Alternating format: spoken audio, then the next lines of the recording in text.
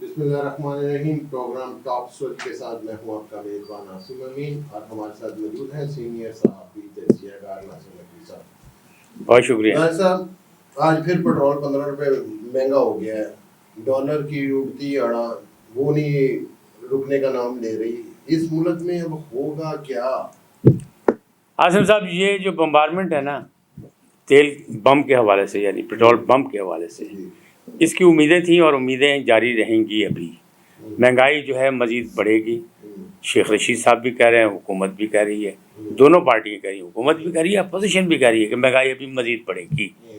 اب قربانی ہمیں کہا گیا تھا کہ شرافیہ دے گی، لیکن لگ رہا ہے یہ کہ آج قربانی کا مہینہ شروع ہو گیا، ذی الحج کی پہلی تاریخ ہے، تو آج ہماری عوام کی قربانی پھر سے شروع ہو گئی کہ جو 14 روپے 13 روپے جو مہنگائی ہوئی ہے اس میں پیٹرول میں. آپ یہ سوچیں کہ ایک غریب آدمی جو ہے وہ پیٹرول کی وجہ سے اپنی موٹر سائیکل جو گھر میں رکھنے پہ مجبور ہو جائے گا. اب جب یہ معاملات ہو جائیں گے تو جب پیٹرول کی وجہ سے وہ موٹر سائیکل گھر رکھ دے گا تو کس طرح جائے گا؟ اپنے آفس جائے گا، اپنے کاروبار پہ جائے گا، کس طرح جائے گا؟ اس کی چیزیں پڑیں گی. اچھا چلیں وہ میٹرو پہ چلا جائے گا تو میٹرو تو صرف ایک روٹ پہ ہے. اچھا وہ اورنج ٹرین پہ چلا جائے گا، اچھا وہ اورنج ٹرین پہ چلا جائے گا، لیکن اورنج ٹرین تو ایک روٹ پہ ہے، پورے لاہور میں تو نہیں جا رہی. لہٰذا یہ مسائل جو ہیں مزید بڑھیں گے. اس میں قربانیاں حکومت ہم سے مانگ رہی ہے اور ہم جو ہے عوام جو ہیں وہ حکومت سے مانگ رہے ہیں. لیبر لاز میں بھی یہی ہوتا ہے کہ جو مانگ سکتے ہو وہ مانگتے رہو، جو مل جائے وہ رکھ لیں، باقی گزارا کرو، اپنی پلاننگ کرو. حالات جو ہیں معاشی طور پہ وہ بد سے بدتر ہو رہے ہیں. حکومت کے لیے بہت بڑا چیلنج ہے. ابھی ضمنی الیکشن آ رہا ہے، اس کے بعد پھر 2023 میں بھی تو الیکشن پہ جانا ہے. نہیں کس منہ سے جائیں گے؟ یہ اتحادی آپس میں لڑنا شروع ہو گئے ہیں. ایم کیو ایم نے الارم بجا دیا ہے، مولانا صاحب نے الارم بجا دیا ہے. ہوگا کیا؟ مجھے تو یہ نہیں سمجھ آ رہی. اچھا عاصم صاحب، میں ان چیزوں کو واقعی جیسے عمران خان صاحب کہتے تھے سری لنکا کی طرف تو نہیں چل پڑے گا؟ نہیں، انشاءاللہ ایسا نہیں ہوگا. اس کی بہت سی وجوہات ہیں کہ ہمارے حالات وہ نہیں ہیں.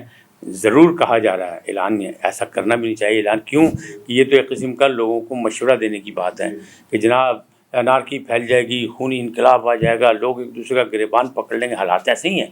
آج نہیں، 15 سال پہلے ہمارے ماہر اقتصادیات ڈاکٹر اکمل حسین نے کہا تھا کہ میں یہ دیکھ رہا ہوں کہ پاکستان کے حالات ایسے ہو جائیں گے کہ ایک شخص کمائے گا، 4 اسے لوٹنے والے ہوں گے. آج حالات ویسے ہو گئے ہیں. لہٰذا حکومت دیکھنے میں. جہاں تک دوسرا آپ کا سوال یہ تھا کہ ایم کیو ایم یا مولانا صاحب یا فلانا، مولانا صاحب کو یقین دہانی کرا دی ہے سود کے حوالے سے، انہوں نے اپنے آپ کو مطمئن کی. یہ سب اپنے اپنے سیاسی کھیل کھیل رہے ہیں. لیکن آپ کو یہ تو پتہ ہے نا کہ اسٹیبلشمنٹ کی رسی سے بندھے ہوئے سب. پہلا اقتدار بھی اسی طرح آیا تھا جن کو یہ سلیکٹرز کہہ رہے تھے. اب ان کو چور ڈاکو کہا جا رہا ہے. اور عمران ریاض خان نے تو یہاں تک کل کہہ دیا ایک سیمینار میں کہ ہمیں فائلیں دکھائی گئی تھیں لوگوں کی کہ دیکھو یہ ڈکیتی کی ہے. اب میں کچھ اور کہتا ہوں. میں یہ کہتا ہوں کہ ہر دور کی جو اسٹیبلشمنٹ ہوتی ہے، جو افسر باہو ہوتا ہے، وہ اپنے مقاصد کے لیے یا ٹارگٹ تک جانے کے لیے مختلف فائلیں، یعنی آج جو دور اقتدار میں ہیں ان کی فائلیں بھی بن رہی ہیں. میں آپ کی بات کو آگے لے کے چلوں. اس نے بہت بڑا بیان دیا ہے کہ میں نے وہ تمام تر ویڈیو ان کی دیکھی ہے. میں کچھ اور کہہ رہا ہوں نا کہ وہ ویڈیو ہر ایک کی بن رہی ہے. میں تو یہ کہہ رہا ہوں ہر ایک کی ویڈیو بن رہی ہے. دیکھیں اگر نیب میں بیڈ روم میں یا جس کمرے میں مریم نواز تھی اس کی ویڈیو بن سکتی ہے، اور یا باتھ روم میں وہ فون کرتے ہوئے اس کی ویڈیو بن سکتی ہے، تو پھر نہیں، پھر بات یہ کہ میں ہوں یا عمران خان صاحب ہوں، سب کو غلط فہمی ہوگی نا کہ آپ کی نہیں بن سکتی. ہوتا یہ کہ ہر دور میں وہ ڈیوٹیفل لوگ ہوتے ہیں جو ان لوگوں کے ریکارڈ بناتے رہتے ہیں فائلیں پھر دکھانے کے لیے. پھر وہ عمران خان جیسے بچے کچے ذہن کے جو صحافی ہوتے ہیں ان کو دکھاتے ہیں، اے دیکھا جے، اے دیکھا جے، اے دیکھا جے، اسی انج کر دینا، اسی انج کر دینا. لیکن اس کے مسائل اور اس کے وجوہات کچھ اور ہوتی ہیں. یہ ان کی جو آج جو امپورٹنٹ جنہیں کہہ رہے ہیں، آج جو برسر اقتدار لوگ جو ہیں، جو آج مزے لے رہے ہیں، جن کی گاڑیوں کے آگے ہوٹر بج رہے ہیں، آپ کیا سمجھیں ان کی فائلیں تیار نہیں ہو رہی؟ سارا کچھ پڑا جی. تو بس یہ سارا کچھ ایسے ہی ہے، یہ ایسے ہی چلتا ہے. آخری سوال تھا جی، صاحبدار صاحب نے ٹکٹ بنا لی ہے، نواز شریف صاحب کی ٹکٹ کنفرم ہو گئی ہے. کیا دیکھتے ہیں یہ کیا کھچڑی بن رہی ہے سر؟ دیکھیں اگر آپ ماضی میں جائیں تو اسحاق ڈار صاحب جو ہیں وہ 2 دونی 4 کے حساب سے وہ ڈالر کو نیچا کرنے کے حوالے سے وہ مسلم لیگ نون کے ارسطو کہلاتے تھے. اب حالات ایسے ہوئے کہ انہیں آرام سے سکون کیا، اپنی بیماری کا علاج کیا یا بیماری کا بہانہ کر کے لندن میں بیٹھے رہے. آپ یہ دیکھیں نا، سینیٹر ہیں وہ، انہوں نے حلف تک نہیں اٹھانا پسند کیا. نہیں اٹھایا. اب وہ آ رہے ہیں, اب ان کی بیماری اس لیے ٹھیک ہو گئی کہ اقتدار جو ہے وہ شہباز شریف کو مل گیا.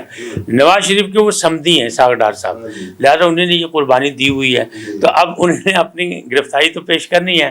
اب وہ حالات سنبھالنے کے لیے آ رہے ہیں, لیکن میری یہ نہیں سمجھ میں آتا کہ ایک آدمی کے آنے سے اس کے گرد نہیں ہوتی. جیسے ایاز میر نے کل کہا سیمینار میں سامنے عمران خان صاحب کو بٹھا کے کہ جناب آپ ایک آدمی کو ایکسٹینشن دے کے اور آپ اسی کے گرد جو ہے سوچ رہے تھے کہ ساری ترقیاں ساری چیزیں ہوتی رہیں گی اور کام چلتا رہے گا, تو نہیں, اس نے لات ماری.